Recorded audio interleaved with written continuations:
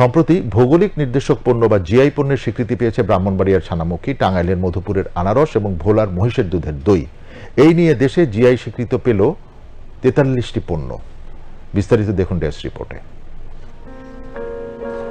কোনো একটি দেশের নির্দিষ্ট ভূখণ্ডের মাটি, পানি ও আবহাওয়ার প্রেক্ষাপটে সেখানকার জনগোষ্ঠীর সংস্কৃতি যদি কোনো একটি পণ্য উৎপাদনে সবচেয়ে গুরুত্বপূর্ণ ভূমিকা পালন করে, তাহলে সেটিকে সেই দেশের জিওগ্রাফিক্যাল আইডেন্টিফিকেশন জিআই বা ভৌগোলিক নির্দেশক পণ্য হিসেবে স্বীকৃতি দেওয়া হয়।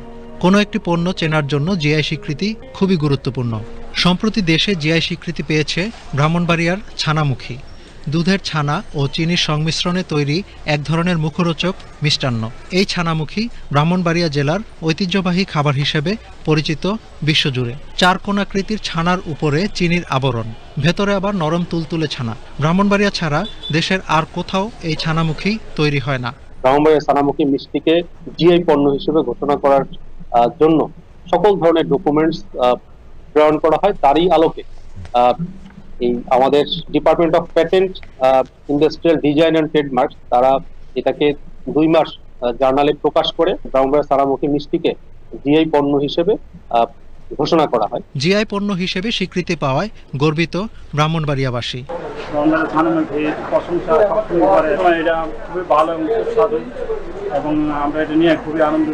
এছাড়াও জিআই পণ্য হিসেবে স্বীকৃতি পেয়েছে টাঙ্গাইলের মধুপুর গড় অঞ্চলে উৎপাদিত আনারস। টাঙ্গাইলের মধুপুর গড় অঞ্চলে বছরে কয়েকশো কোটি টাকার আনারস উৎপন্ন হয়।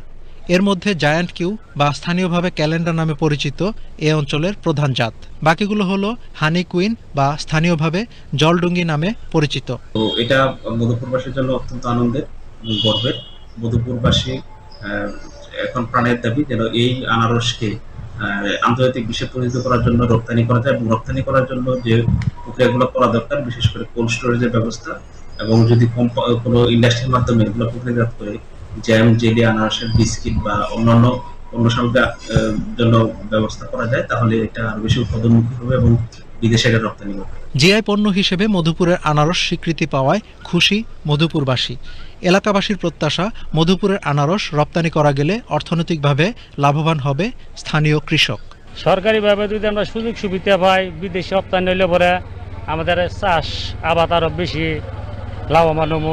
আমরা চাই আমাদের এই মধুপুরে একটা আনারসের কারখানা হোক, তাহলে আমরা কৃষক যারা আছি তাহলে আমরা লাভবান হব। মহিষের দুধের দই ভোলার ঐতিহ্য। জেলা প্রশাসন ও স্থানীয়দের চেষ্টায় জিআই পণ্য হিসেবে তালিকাভুক্ত হয়েছে ভোলার সেই মহিষের দুধের দই।